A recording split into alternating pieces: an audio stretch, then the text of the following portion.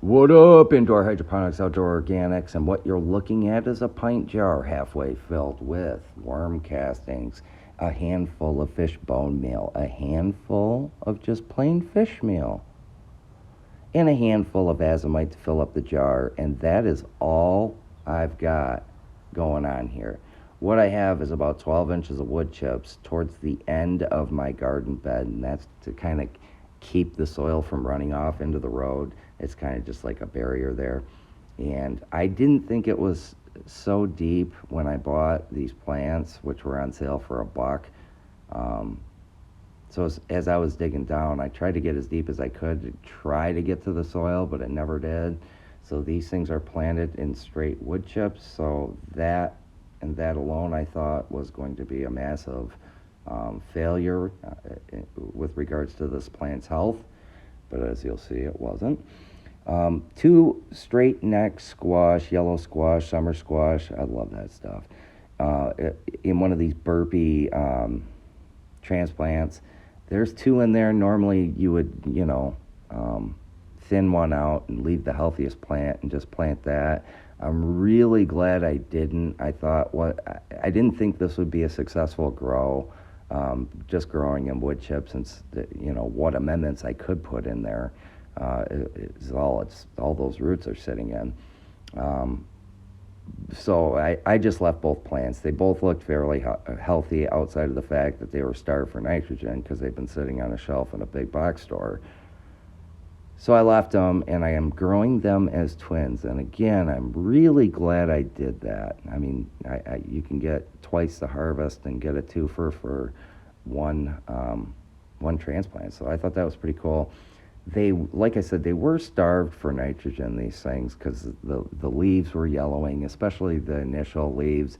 Those just usually fall off anyway. But I thought maybe I'll give it some sort of amendment just to kind of kick it off.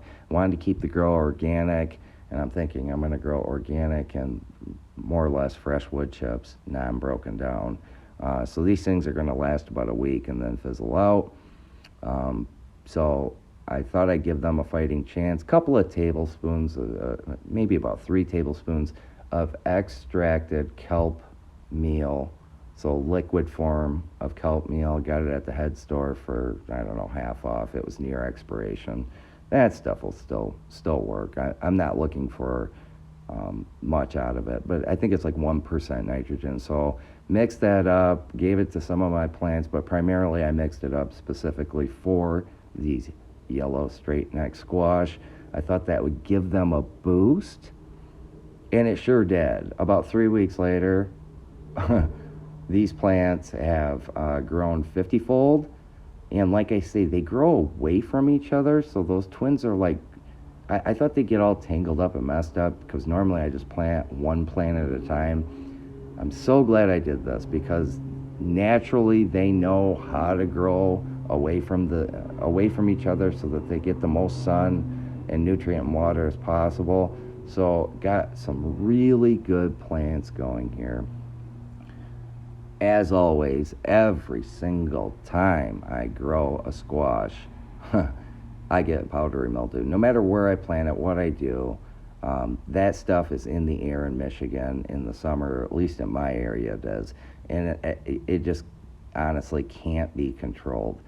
Inevitably, every time I plant a squash, I'm going to get powdery mildew.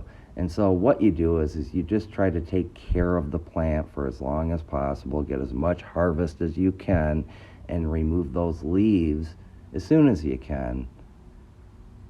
And that will prolong the health of the plant and prolong the length of the grow. So I don't use any kind of like baking soda sprays or milk sprays or any kind of fungicide on these things. Again, I want to go organic with it. I've not found any of those to be effective. Maybe you have, or maybe other people have.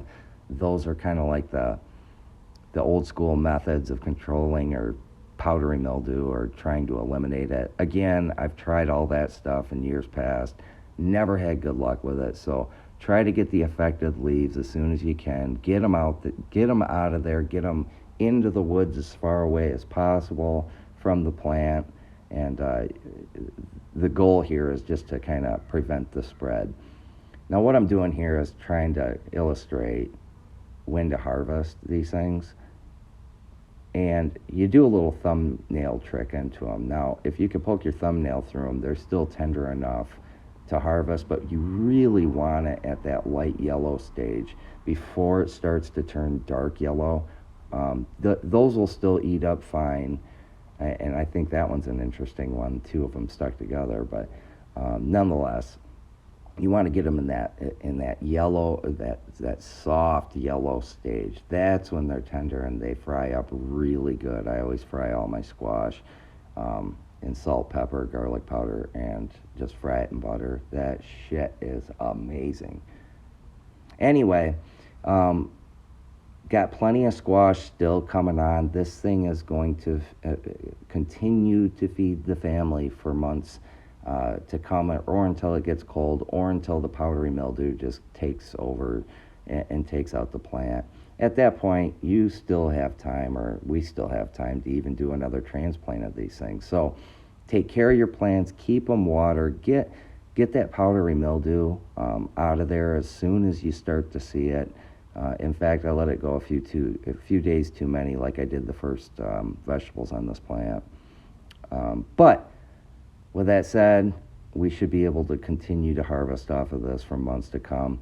What I did want to illustrate, and I'll close out with this, is the length of time it took to grow from transplant to harvest. And the reason I could do a transplant and then start harvesting only 30 days later is because I was lazy, patient, and waited for the weather to turn hot. When these plants are put in, when the temperatures of the day are in the 80s and it's mid 80s, these plants have even seen upwards of 100-degree days within the last 30 days. They grow so fast. Putting squash in April, May here in Michigan is just too early. It stunts the plants and it gives them more opportunity to catch powdery mildew. So if you want a quick, explosive, fast growth, be patient. Put them in June, July, and these things will grow infinitely faster, healthier, and stronger. So with that, guys, hope you enjoyed, and please give straight neck squash a try. Please like, subscribe, and comment, and peace.